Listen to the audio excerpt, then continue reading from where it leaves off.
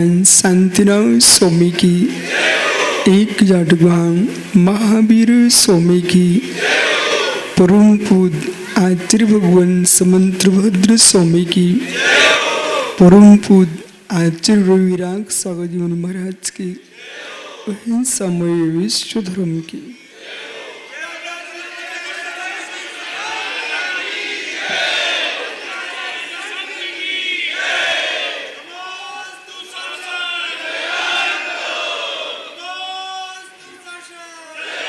बंधु, अंतिम तीर्थ वर्धमान स्वामी के शासन में हम सही विराजते हैं। तीर्थंकर जिनेन्द्र की पीयूष देशना, जिनेन्द्र वाणी मनुष्यो जगत कल्याणी है। ये सर्वज्ञ शासन नमोस्तु शासन जयवंतो हूँ, जयवंतो वीतराग श्रवण संस्कृति।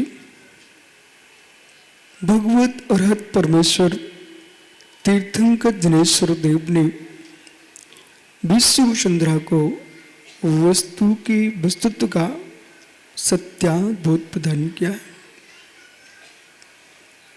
आचार्य प्रवर समंतभद्र स्वामी ग्रंथराज स्तवन ग्रंथ में लिख रहे हैं कि संसार में लक्ष्मी को जानने वाले, लक्ष्मी को देखने वाले लोग बहुत हैं।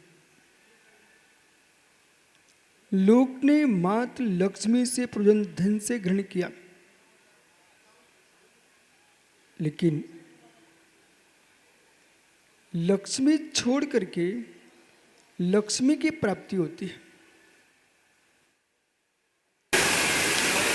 जिसने ग्रह लक्ष्मी का त्याग किया है उसको मुक्त लक्ष्मी की प्राप्ति होती है।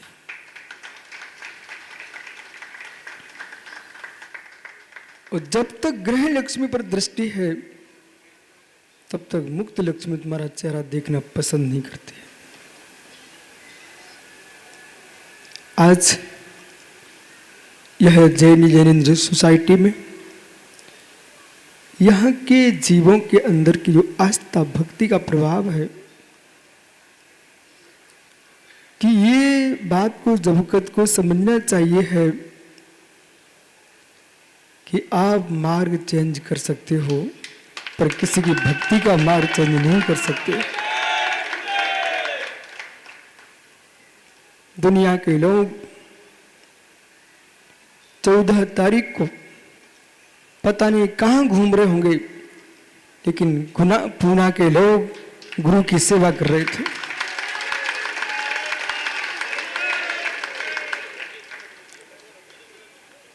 युवाओं की यह भीड़, ये भीड़ नहीं है, ये आस्था का केंद्र है। इसलिए ज्ञानियों, देश के एक एक बच्चे के माता पिता को बोध होना चाहिए है कि जनक जननी को संतान की चिंता नहीं करना चाहिए, अपने शुद्ध रज वीर का विकल्प करना चाहिए। तुम्हारे रज वीर में शुद्धता है तो बच्चा तुम्हारा कहीं भी होगा जय जिनेन्द्र बोलेगा। वही आज दिखाई दे रहा है यहां पर कि बालक कहीं भी जन्मे हो, लेकिन भले अपने गांव में मंदिर न जाते हो पर पूना में आके सब मंदिर जाते हैं।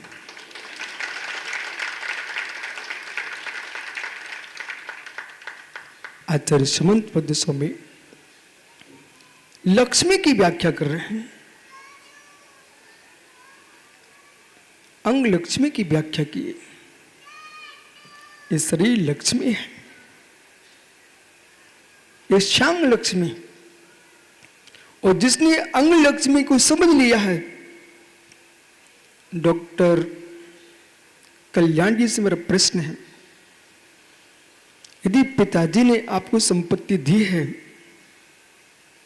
तो आप क्या प्रयोग करना चाहेंगे?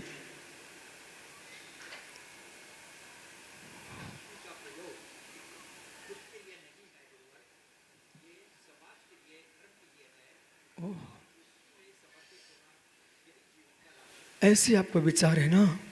सुना आपने? ये 80 साल का युवा है। अब सुनिए आप डॉक्टर साहब, बस आप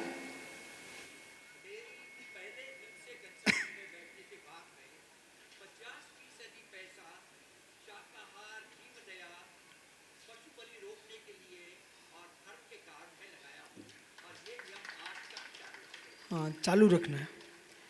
इनसे मैंने प्रश्न किया कि पिताजी ने संपत्ति दी है तो क्या प्रयोग करना चाहेंगे? पिता को बेटे के बारे में कुछ नहीं सोचना चाहिए, उसको 100 का नोट पकड़ा देना चाहिए और कहना बेटा जाओ हमने आपको दिया, कुछ करना नहीं है, मात्र 100 का नोट पकड़ा दीजिए, जाओ बेटा मैंने आपको दिया। फिर निगरानी रखना ये 100 का नोट का क्या कर रहा है। वेश्यालय में गया कि मद्रालय में गया कि जिनालय की ओर गया है। 100 का नोट पिता ने दिया, ये जा कहाँ रहा है पैसा को लेकर के कि उसने 100 के नोट का व्यापार करके और पैसे बढ़ा लिए हैं, और पैसे बढ़ाने के उपरांत जिनालय में जाकर सिद्ध चक्र विधान करने गया है।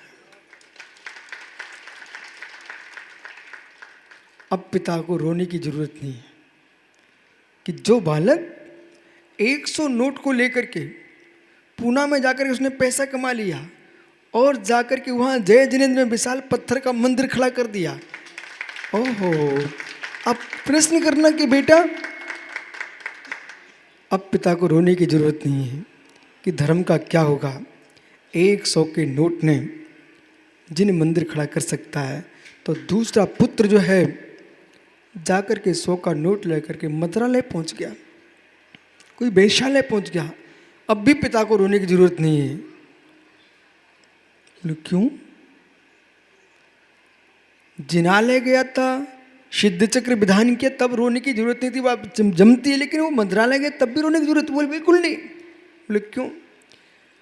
आपको शीघ्र ही घर से संन्यास लेकर के मोक्ष मार्ग को चल देना चाहिए। तुम कुछ भी रख दोगे सब उजाड़ के रख देगा, तुमको इसकी चिंता की जरूरत नहीं है। यदि जिनालय गया है तब भी चिंता की आवश्यकता नहीं। बोले क्यों? पंडित मांगलिया साहब, संसार में किसी के पास दुख नहीं है और दुख नाम की कोई वस्तु होती नहीं है। 2 बातें छोड़ दीजिए आज से, आपको अभी से सुख प्रारंभ होता है। जितनी संकट ब्रह्मांड में है वे 2 बात के पीछे हैं। पाटिल जी कहाँ गए? मित्र, दो संकट के मूल बिंदु, पाटिल जी 2 मूल बिंदु दुख के हैं। एक का नाम कर्तृत्व भाव है और दूसरे का नाम अहं भाव है। अहम भाव, कर्तृत्व भाव, इन 2 भावों का हो जाए अभाव, संसार में दुख का अभाव है। मैं करने वाला हूं, वो मैंने किया है। मैं करने वाला हूं, मैंने किया है, ये 2 शब्द जब तक टकराते रहेंगे तब तक तुम दुनिया में सुखी हो नहीं सकते हो। मैंने किया है, मैंने किया है, ये कौन बोल रहा है? अहंकार। मैं करने वाला हूं, मेरे बिना कुछ हो नहीं सकता है, कर्तृत्व भाव। अब आंख मिच करके देखिए दुख कहां से प्रारंभ हो रहा है। स्वयं निहार लीजिए, अपने घर से प्रारंभ कीजिए। इतना ही नहीं पाटिल जी, इतना ही नहीं कि बहुत बड़ी बिल्डिंग खड़ी करे तब अहंकार आता है व्यक्ति को। यदि घर का सदस्य घर में झाड़ू लगा लेता है ना, वो अच्छी झाड़ू लगाई है तब भी ऐसे देखता है। कमरा स्वच्छ हुआ ये नहीं देख रहा है कि मैंने किया है, और पाटिल जी आए हैं, देखा मैंने कितना स्वच्छ किया है। यदि व्यक्ति को थाली भर के भोजन करा दो वो कह सकता कि अब नहीं चाहिए है, परंतु करोड़ों करोड़ों ग्रंथ लिख करके उसके अहंकार के लिए रख दो, तब भी कहेगा अभी कान की भूख अभी कम है। संसार में पेट की भूख को मिटाया जा सकता है, पर कान की भूख को मिटाना बहुत कठिन है। हर व्यक्ति को भूख लगती है कि मेरे कान की भूख, मेरे कान की भूख। बोले किस बात की? संचालक जी इकड़े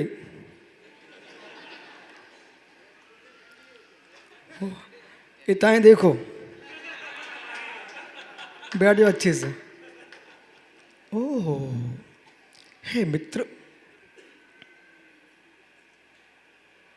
संसार में व्यक्ति बहुत भूखा है।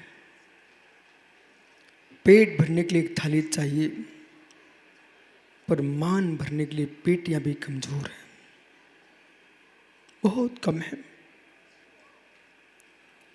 आचार्य समंतवद्य स्वामी ने कहा, हे चंद्रप्रभु स्वामी, गज का मद, गज का मद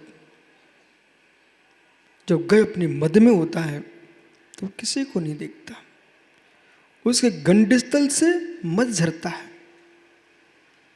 पागलवत हो जाता है। ऐसे ज्ञानियों, जीव घमंड के मद में होता है, अपने माँ को भी नहीं समझता, अपने पिता को भी नहीं समझता, अपने गुरु को भी नहीं समझता, और तो छोड़िए अपने प्रभु को भी नहीं समझता। जब मोना काम बिगड़ते हैं तो भगवान ने बिगाड़े,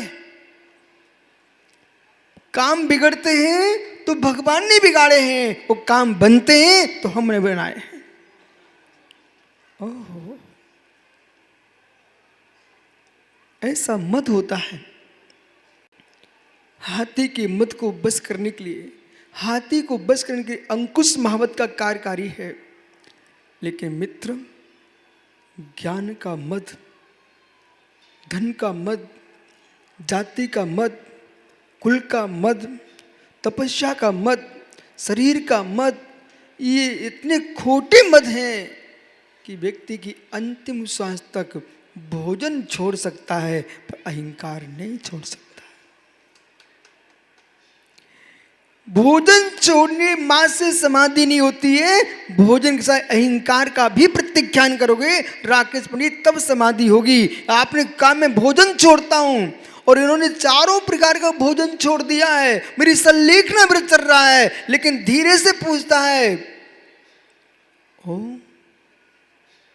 ओ रोहित टीवी पे चल रहा कि नहीं चल रहा कि मेरी समाधि चल रही है?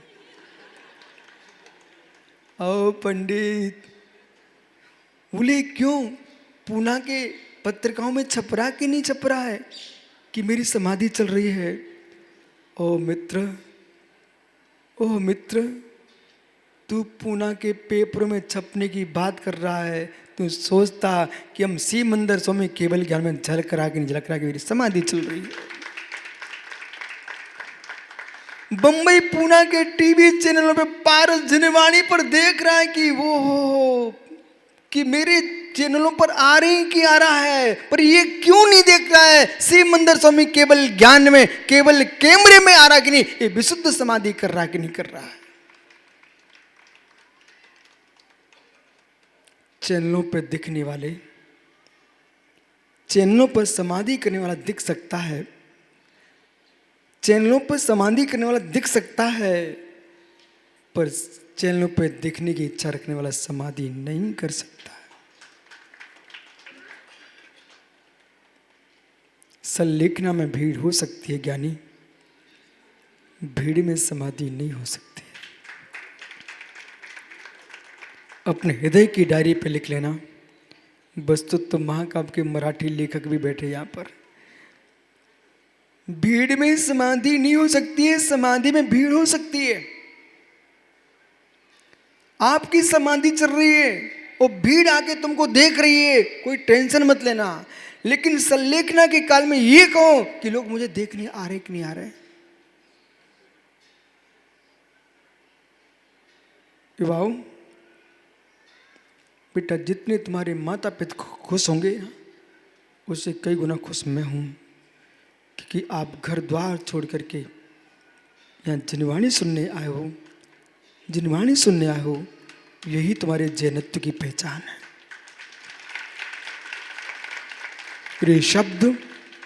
ये शब्द कितने सारे लोग पैसा कमा रहे यहाँ पर, आज के लिए नहीं, अंतिम दिन के लिए। कितने लोग पैसा यहाँ कमा रहे हैं, आज के लिए नहीं, अंतिम दिन की व्यवस्था के लिए।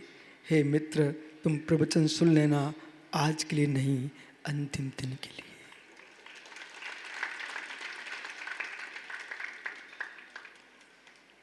एक थाली भोजन पाटिल जी का महत्वपूर्ण आज का नहीं है। यदि अंतिम समाधि में आचार्य शांति सारी समाधि चल रही है, वो अंतिम जल जिसने दिया है उसका इतिहास लिख गया है। बराबर, अंतिम जल जिसने दिया, बोले मैंने अंतिम जल दिया था।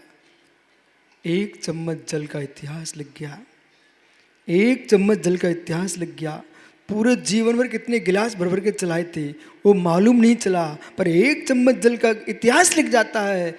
ऐसे है मित्र, जीवन भर तुमने मांगलाल जी कितना समयसार पढ़ा है, इसकी कोई कीमत नहीं है।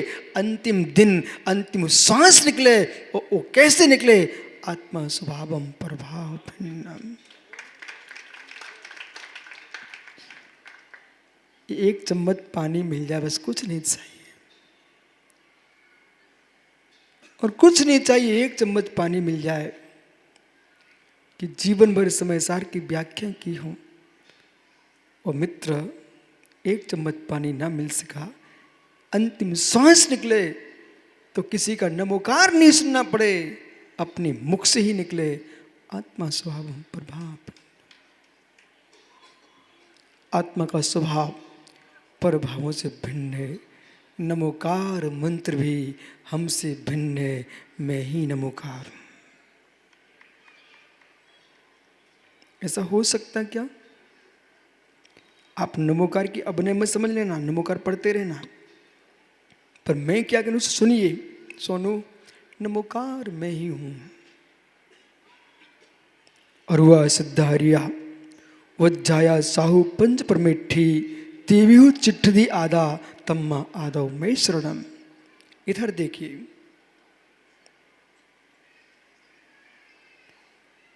संयम ओ गोरेगांव, खड़े हो जाओ। आप मुनिराज बन सकते हो,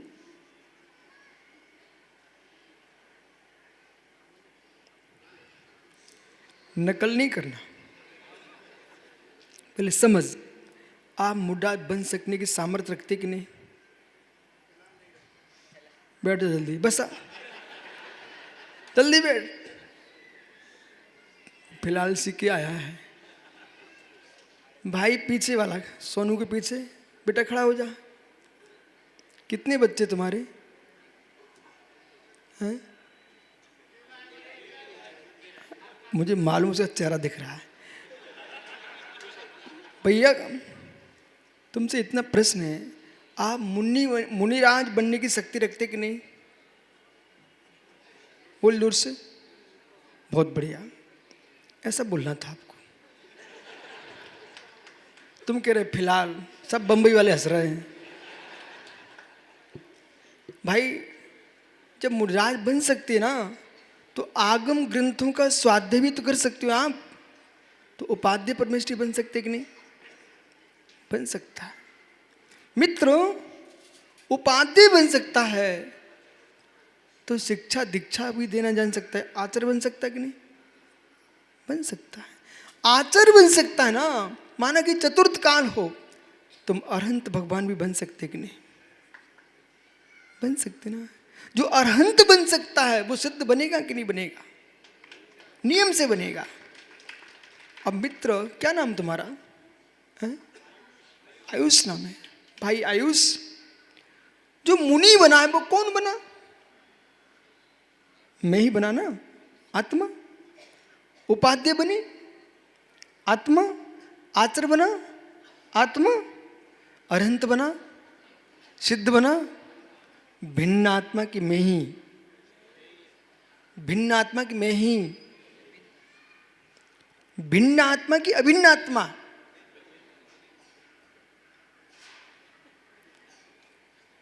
आयुष दिमाग दौड़ाओ। भिन्न आत्मा अभिन्न आत्मा है, क्या बोल रहा है? अभिन्न आत्मा। बहुत से तू ज्ञानी अच्छा है। अभिन्न आत्मा। मित्र, मैंने इन सबसे कहा कि हे नाथ, हे प्रभु, हे जिनेश्वर, हे जनवाणी, हे निर्गंत गुरु, ऐसा आशीर्वाद फलित हो आपका, मुझे अंतिम श्वास में नमोकार ना सुनना पड़े, मैं नमोकार हो जाऊं।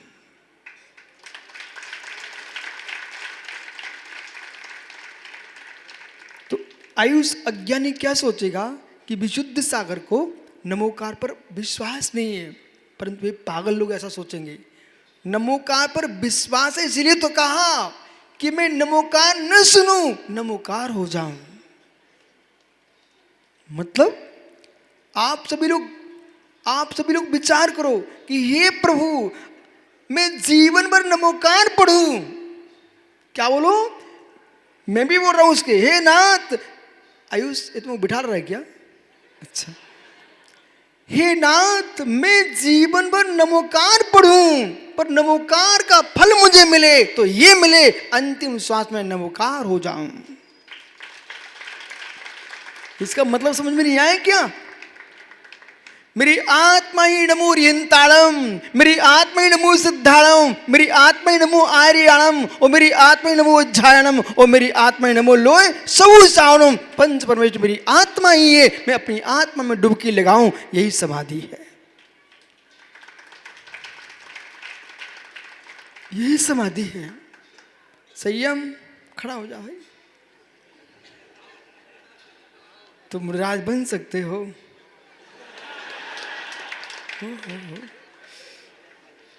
आचार्य बन सकते हो, उपाध्याय बन सकते हो, अरिहंत बन सकते हो, सिद्ध बन सकते हो। तो हमने सुना बंबई में 2 मार्च को दीक्षा है। अब बोलो हो महाराज जी।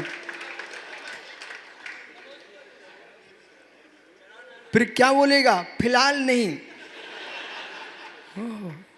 बसा, बैठ जा भाई।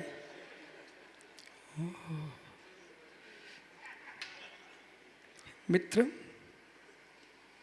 जो ये मुस्कुराहट है, ये प्रवचन की मुस्कुराहट नहीं है, ये आपके अंदर की विशुद्धि की मुस्कुराहट है। और ये विशुद्धि की जो मुस्कुराहट है, पंडित मागीलाल जी,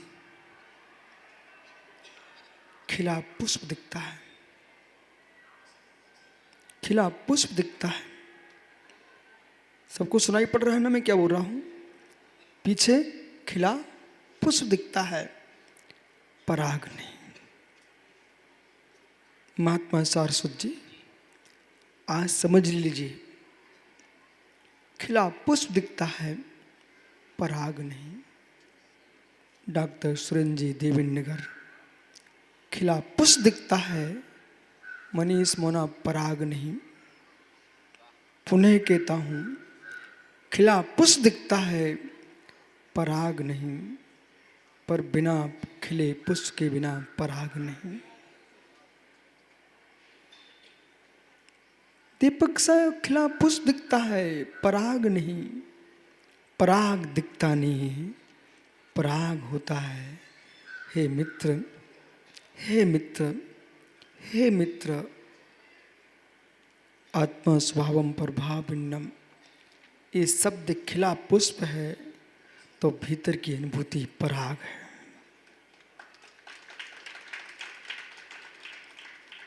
जो तुमको दिख रहे हैं यहाँ, भाई अशोक नगर, बेटा देख, जो सब तुमको दिख रहे हैं,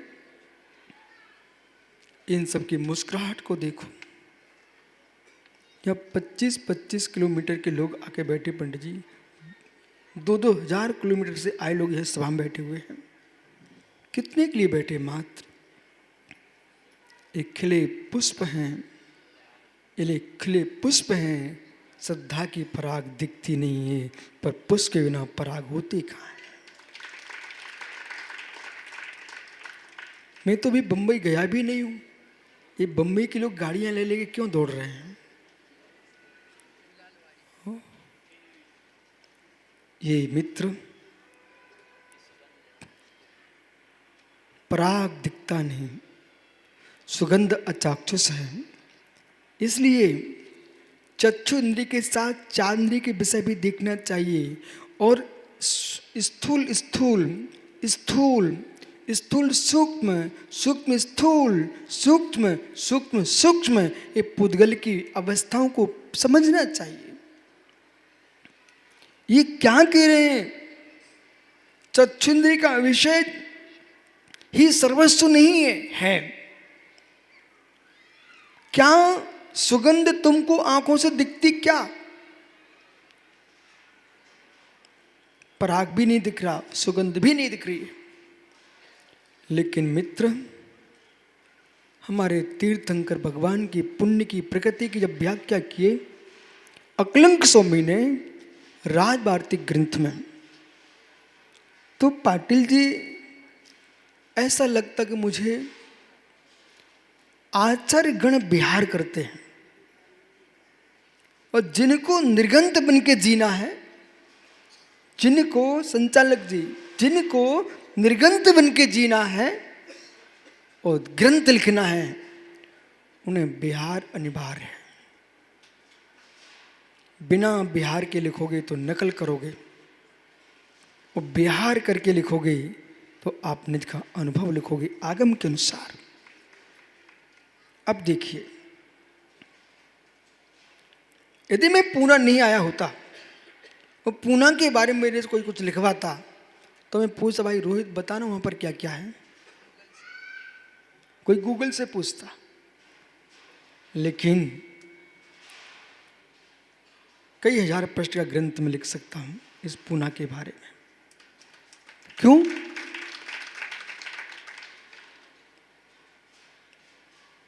प्रमाण से जाना है, प्रमाण से जाना है। दीपक खड़े होना, हाथी साहब खड़े हो जाओ।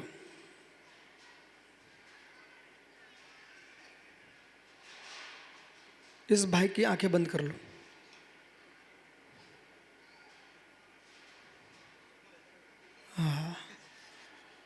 कितनी चतुर हो, आंख बंद न करने जानते।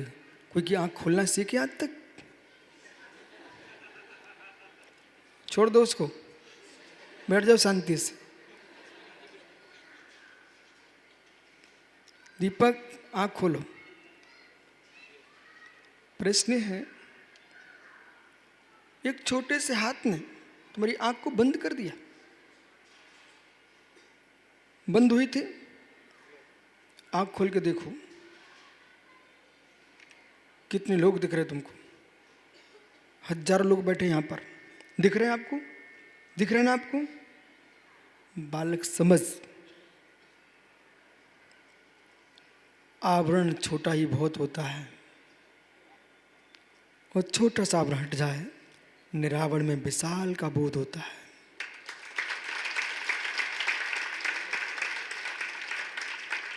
ये भाई के जरा से अंगुली ने आंख को बंद कर दिया, हजारों दृश्य तुमको दिखना बंद हो गए, और जैसे एक अंगुली हटी तुमको हजारों दिख रहे हैं। ऐसे केवल पर एक ज्ञानवणी कर्म की एक अंगुली पड़ी हुई है, वो हट जाए, चराचर विश्व दिखता है, मुझे दिखाई देता है। ओ असंख्यात ने अनंत की शक्ति को आवृत कर दिया है।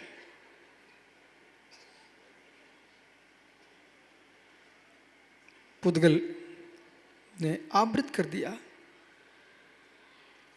एक शुद्ध जैनी, शुद्ध भारती संख्यात को नहीं पूजता,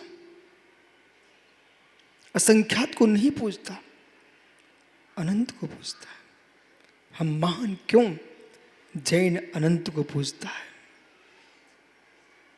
इसे समझिए, जैन अनंत को पूजता है, जैन अनंत को पूजता है। हम उपास्य को देखते हैं उपासना के पूर्व। पाटिल जी, उपासना बाद में, उपास से पहले। उपास का सम्यक बोध न हो तब तक उपासना जो करेगा वो मिथ्यात्व में जाएगा। उपास का बोध होना चाहिए। उपास वही है परमात्मा के रूप में जो 18 दोष रहित है। उपास वही है गुरु के रूप में जो 28 गुणों का पालक है। उपास वही है आगम के रूप में जिसमें विश्व की बात लिखी हो। हमारा उपास अनंत है, हमारा उपास अनंत है। अनंत ज्ञान, अनंत दर्शन, अनंत सुख, अनंत वीर। हे मित्र, ये किसके पास है? अनंत ज्ञान, अनंत दर्शन, अनंत सुख, वीर, अनंत चतुष्टय किसके पास है?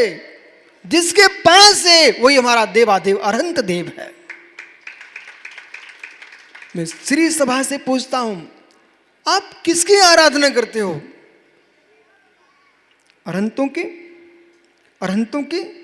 बोलो बोलो, अरहंतों की ना। डमो लोय सव अरिहंताड़म, डमो लोय सव अरिहंताड़म। डमो लोय सव साउड़म शब्द है ना, वो अंत दीप है।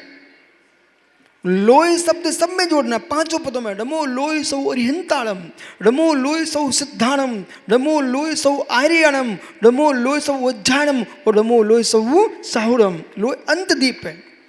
लोक के संपूर्ण अरहंतों को, लोक के संपूर्ण सिद्धों को, लोक के संपूर्ण आचार्यों को, संपूर्ण उपाध्यायों को, संपूर्ण साधु भगवंतों को, परंतु हमारी परिभाषा में आना चाहिए। नहीं तो कोई भी थैला लटका के घूमे, बोले आपके नमोकार में मेरा भी नाम है। नको, हमारे नमोकार में उन्हीं का नाम है जो अनंतानंदी प्रत्यक्षण प्रत्यक्षान संजलन। तो अनंतानंदी प्रत्यक्षान सर्वघाती प्रगति विच्छेद, देश घाती संजलन का उदय और भेष में दिगंबर मुद्रा जिनके पास है, ऐसा केश लुंचन दिन में एक बार भोजन करना पिच्ची कमंडल से युक्त वीतरागी भावलिंगी मुनि है, उसी को नाम नमो लोय सव साउड़म है। नहीं तो ये दीपक कल पता नहीं आड़े बैड़े ठाड़े तिलक लगा के आ जाए, बोले नमो लोय सव साउड़म मेरा भी नाम है। हे सदगुरु जी, नमो लोय सव साउड़म नाम पाना चाहते हो तो वीतरागी दिगंबर मुद्रा को स्वीकार करना पड़ेगा।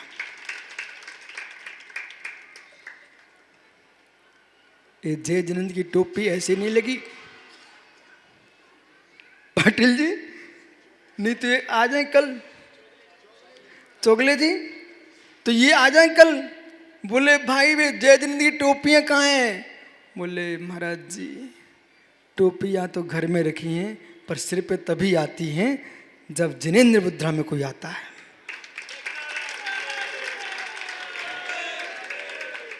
जगत की मुद्राएं वस्त्रों में हैं, जगत की मुद्राएं अनेक रूपों में हैं, लेकिन नग्नम पश्यत जैनेन्द्रम जैनेन्द्र मुद्रांकितम, जो नग्नता है यही जैनेन्द्र की मुद्रा है। अन्य कोई जैनेन्द्र की मुद्रा नहीं है। अंतरंग में भी नग्न हो, बहिरंग में भी नग्न हो। जिनके पास न हाथी घोड़ा, न भवन, न कोठरियां, न संस्थान, उसका नाम दिगंबर जैन मुनि है, इसका नाम अनगारी है। चोगले जी, जबलपुर में मेरा चातुर्मास चल रहा था।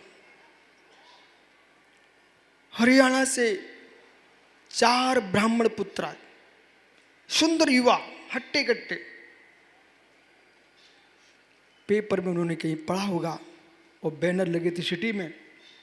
उन बैनरों को देख करके वे बोर्डिंग मंदिर जबलपुर तक की उस कच्छ तक पहुंच गए जहां मैं स्वाध्याय कर रहा था। चारों के चारों युवा 25-25, 30-30 साल के थे। सब दंडवत प्रणाम महाराज, मैं जैन नहीं हूं। मैंने कहा आप कैसे कहते जैन नहीं हूं? जो जिन मुद्रा के सामने झुकता वही तो जैन है।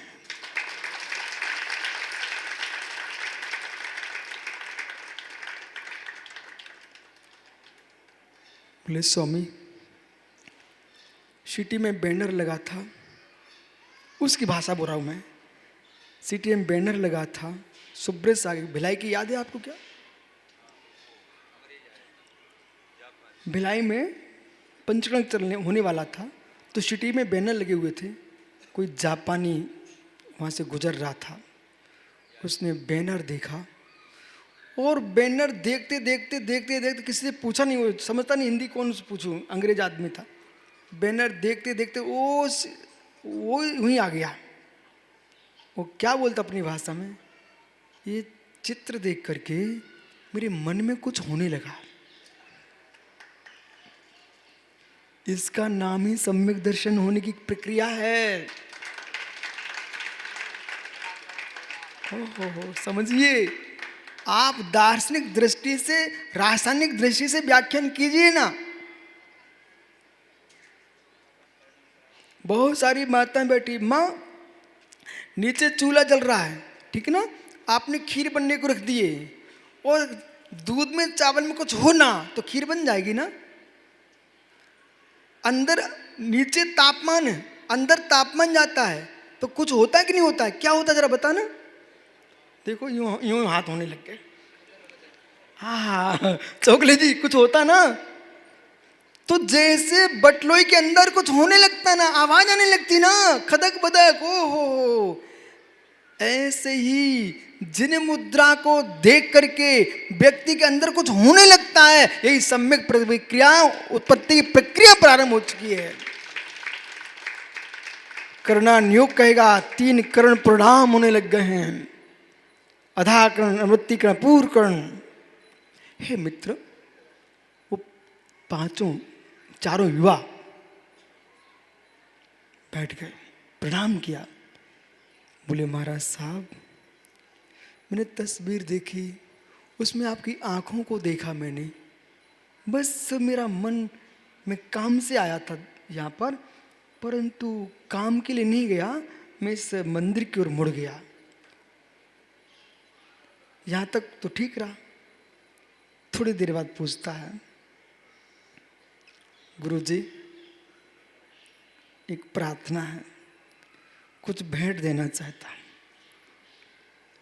उन चारों ने अपनी जेब से लंबे लंबे हरे हरे नोट निकाले। भाई सेवरा, जबलपुर की घटना है, बोर्डिंग की। नोट निकाले, स्वामी हमारी भेंट स्वीकार कर लो।